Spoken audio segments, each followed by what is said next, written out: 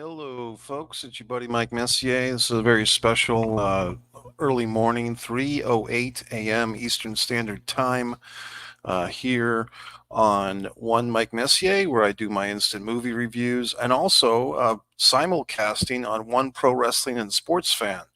Now, this is the channel that I used to do Mike's Instant Movie Reviews and have all my stuff, but I split up my YouTube presence. I now have about 5 channels. There's these two, and also One Man in the Camera Films, and the new one, One Artist Mike Messier, and so on and so forth. So, why are we here? Basically, Mark Wahlberg and this dog are in this movie titled Arthur the King. I think it's a movie that everybody can see and enjoy. Is it the most original movie? Not quite. I mean, it's not unoriginal. I would say it's a good family film or just an anybody film. You don't have to have a family to go see it. You can be in the family of the theater audience or a family by yourself for that matter. I enjoyed the film. I saw this tonight. AMC theaters here in Jacksonville, Florida, have these about a once a month deal. They have a $5 movie night where you can go and see a mystery movie. Basically, it's not a film that's a mystery. It's not a mystery film like Clue or some such thing like that. It's a film that you don't know what you're seeing until you get in the theater and see it. So you're taking a leap of faith that you'll like the movie. Typically, they do play movies that are pretty damn good. I've experienced this several times. Allison Brie and John Cena had a movie a few months ago. Some other movies I've seen through this, some horror films and so forth. I was hoping to see the Iron Claw as a mystery movie for a few months, but that didn't develop. A lot of the A24 movies happen to be these mystery movies. Anyway, check your local listings, as they say, to see if one of these mystery movie nights is coming your way. You might be wondering, gee whiz, Micah, what's going on here? Are you joining the Nation of Islam or something? What's with the hat? It just happens to be a baseball hat that I'm wearing backwards, and it has a kind of an interesting effect. But that is my head underneath the hat. Everything's fine. I just was having a little trouble with the hair and the headpiece and all that. So, what's this film about? Well, basically, it's based on true events. I just discovered some of the things that were changed for the film. But basically, in the context of the film, we have this gentleman named Michael. He is an adventure racist, not a racist, but a racer, a racist as in he races. Not he's an adventure racist, but what do you call a racer? One who races. So he's a racer.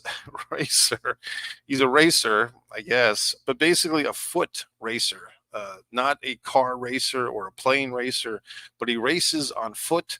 And I guess this is a thing. I never knew this was a thing, but basically it's a thing where groups of 4 people go to these different countries. I guess they do this everywhere except for Antarctica.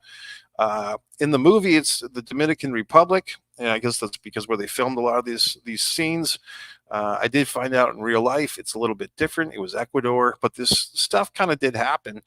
And basically, he's kind of in America. Michael, the movie begins with all these people nagging at him, Michael, Michael, Michael. Now that's my name as well, so I was having some flashbacks. But then we find out that he's kind of doing the 9 to 5 thing. He's working for his father in realty. He's obviously unfulfilled. He used to be a racer with his wife. There's got to be a better term for this racer, but he used to race with his wife, and now she's kind of the happy housewife. They've got this daughter that they're raising, and he hasn't really bought in yet to the wife and the picket fence and working for his father thing. He can't really deal with that, so his wife kind of basically challenges him to man up one more time, like a Rocky 5 type of scenario. Go out there, get yourself a sponsor, get yourself a team, and go race, because racers race. And so he more or less does. So I mean, we kind of see this guy we're off to the races pretty quick, so to speak. I mean, some of these things we've seen in other films. So what I do like about movies, especially when they're well-made films, is that they know that they have an educated audience. We've seen a bunch of sports films. We've seen a bunch of old guy does one more sporting event type of thing. So they don't have to dwell on this part of the story too much. He goes and he gets his team. Each team has 4 members. I don't know if it's a rule that one member of the team has to be a woman, but the woman that he picks kind of points out like, oh, I'm the designated female. I'm not sure if that's part of the rules or not of this stuff. She's a climber. She's a second generation climber is her specialty. Apparently with these races, the competitors don't know exactly what elements will be in their race until they're actually in it. So I guess a strategy for the smart teams is to have like an expert of different fields, like an expert runner, an expert climber, a geography person, like someone who's good with mapping out the path. And I guess Wahlberg's character of Michael is basically just the generic leader. So blah blah blah blah blah blah. He does have this kind of alpha male conflict with a guy that's basically put on his team, not by his own choice, but a guy who's like this social media type of guy. They have a macho conflict, ego war at times, and then by the time the movie's over, they've all massaged each other's egos. But the actual heart and soul of the movie, it was kind of interesting because the movie was listed at 2 hours. It didn't feel like 2 hours. It felt like it went by pretty quick. But the main chunk of the activity of this film is going to be this, I guess it's a 10-day race. It's pretty epic. And so, and they know this going in. And it's kind of funny that you see all the teams lined up. They all have backpacks and everything. And, but they know that, like, they're going to be racing for 10 days. So it's just kind of interesting. I've never heard of this stuff, adventure racing, before. I think it's pretty interesting. Like I said, it is a sport, so that's why I'm putting this review on One Pro Wrestling and Sports Fan channel. And I thought it was pretty cool. I mean, and then, in the time that we're beginning the movie and we're reading Wahlberg's character of Michael and his urban or his suburban lack of happiness, lack of fulfillment, we're also meeting this poor dog who later on will be named Arthur, hence Arthur the King, our title character there. But at the time, we just don't even know what his name is or how he got to where he is. But apparently the dog is hanging out in the Dominican Republic. He's kind of a lone wolf, so to speak, or a lone dog. He looks just like kind of an American shabby dog, but here he is. He's got no owner. He's a street dog. It's a life of peril. It's a life of hunger, and so on and so forth. So the big shtick with this movie comes if you've seen the teaser or the trailer. Basically, the race has begun. Michael's team is kind of in the middle of the pack, so to speak. There's like 60 teams in this thing. They're like in 15th place or some such thing, and his team has taken a little snack break. And Michael's got like these meatballs that he eats. Now, I don't know if they were supposed to be the wife's special meatballs. Like, that would have been nice if they gave the wife like a little bit of credit. I mean, even if that's the type of thing they could have made up. Like, if it was the wife's special meatballs that he brought with him to the Dominican Republic, that'd be kind of cute. But they don't really say that. He just has these fucking protein meatballs that he's carrying around for everybody. He sees this dog and, he offers the sad little dog a fucking meatball. So, of course, the dog's all happy.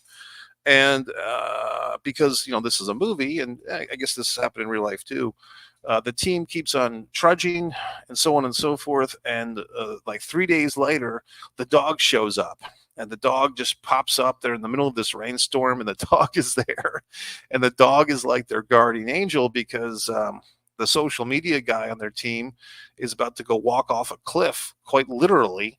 And Arthur, the dog, makes the save. And so, Arthur has saved someone's life on the team. And that's nice. So, Arthur kind of becomes a part of the team. They give him some meatballs.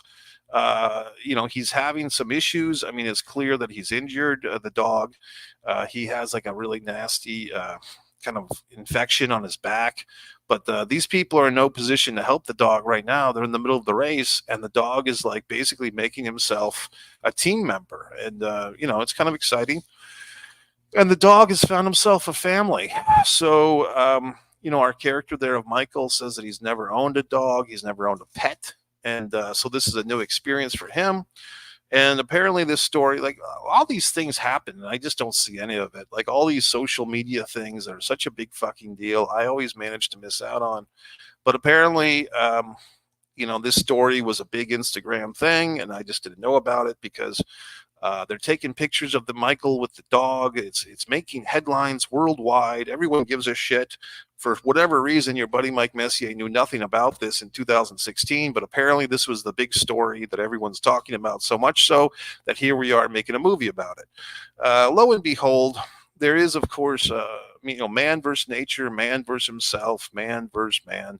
The other team, the opposition in this thing, is another team of four. They're kind of bullies a little bit, at least intellectual bullies, and it comes down to the big kayak race. And I guess I won't ruin it. If you watch this review so far, I've spoiled pretty much the whole goddamn movie, but I won't ruin the race. But I did like the fact that you know we've seen boxing films, we've seen even a proliferation of wrestling films, we've seen football films.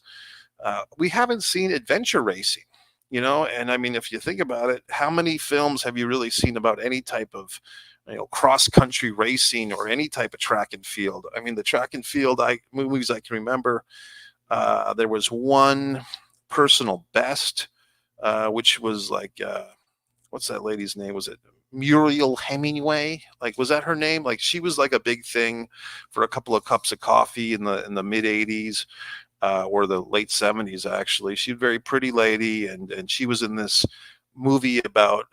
I think it was either high school or college track athletes, women, and there was some tinges of lesbianism in that film. Then there was another movie that you probably haven't seen. It's actually a Brad Pitt and Ricky Schroeder movie, or Rick Schroeder, shall I say. They play brothers in a movie about running, which is a pretty damn good movie. I saw that on cable TV a long time ago. I can't tell you the name of it. It could have been like The Wrong Side of the Tracks or some such thing. So we haven't seen a whole lot of running movies. There was Cool Runnings, which was like the John Candy, you know, bobsled team, the Jamaican bobsled team. So this movie, Arthur the King, it really is kind of like I said. I've never heard of this sport before. I don't know if this sport lends itself to television coverage, because if people are racing through these, forests and trees and all this stuff, how can you really cover that for TV? Unless the competitors wore some type of, ref cam like WCW Halloween Havoc 91, or some type of other thing. I don't really see how they can really do that, cover this thing for TV in its entirety. So this film might be the closest thing we have to that for adventure racing. But like, hey, now I'm excited. Adventure racing, who would have guessed? I mean, that would be kind of like if you had bumper cars that were like free reigning bumper cars. Can you imagine? Like you didn't have like a enclosed bumper car ride. You could just like ride the bumper cars free on the road and bump into shit. That would be a good sport. But in any event, I like the movie. Look, it's a movie. It's a father could take a son to. A bunch of 12-year-olds could go see it. I mean, but adults can see this movie too, and no one's going to feel offended. No one's going to feel like the movie's talking down to them or anything. It's a well-made movie. It's a well-acted movie. All that happy horse shit. The dog, for what it's worth, is a pretty good actor. Now let's get into some. So I would say, yeah, go see this movie. This is a 3.5, 3 3/4 of a star movie. I mean, it hits all the mainstream bullet points. You got your annual Mark Wahlberg movie. You got Mark Wahlberg in a sport movie. You got a fucking dog. What else do you need? You know what I mean? You got nature. You got a race. You got a wife at home. That's always nice when you have a movie where like the wife is stuck at home, like checking the internet and checking her phone. Like she doesn't have to be in the middle of stuff. She's just at home, taking care of the kid. That's some old school values. So anyway, I mean, I thought the movie was good. I thought the movie was good. I enjoyed it. Um, you know, it is what it is. I mean, it's basic, but I enjoyed basic. I thought this movie was entertaining. Any critiques of the film that I have? I don't know. I mean, some of the stuff, like I said, it's kind of cliche. You know what I mean? But that's fine. But I did just check the real life story, and this is kind of interesting how movies work. So apparently, the real story took place in Ecuador for filming purposes. They did film in the Dominican Republic, so why not just call it the Dominican Republic? I'm good with that. What I thought was kind of interesting was The real life story was actually not a guy named Michael, but a guy named Mikhail. And Mikhail apparently was from Sweden. Like the real guy was from Sweden, but for the sake of Hollywood or whatever the fuck, or maybe they had Michael or Mark Rappaport or whatever this fucking name is, Mark Wahlberg, attached to this film, and they didn't think he could pull off a Swedish accent, or they didn't want to go film in Sweden, so they just make Mikhail Michael, and they just Americanize him, and they just make the guy American. And for me as an American, I appreciate that, but if I was Mikhail from Sweden, maybe I wouldn't. You know what I mean? So I mean, it's just kind of funny how American films will go a little bit, like we'll do a little bit of authenticity, like Ecuador, Dominican Republic. What's the difference? He's from Sweden, make him American. So it's just kind of funny. I won't tell you how the race ends. I'll be nice and not spoil it, but I did like how they handled that type of thing. But yeah, the movie's good. Go see it. So there you go, Mike Messier. MikeMessier.com. You can buy my book, Fight or Play Basketball, which is just go to MikeMessier.com, scroll to the bottom. The Foreign Object eBay store, all my YouTube channels, One Pro Wrestling and Sports Fan, One Mike Messier for Mike's Instant Movie Reviews and other life rants, One Man and a Camera Films for my films, Instagram, Twitter, all that horse shit. You can find me on MikeMessier.com, and that's it. So have a pleasant morning.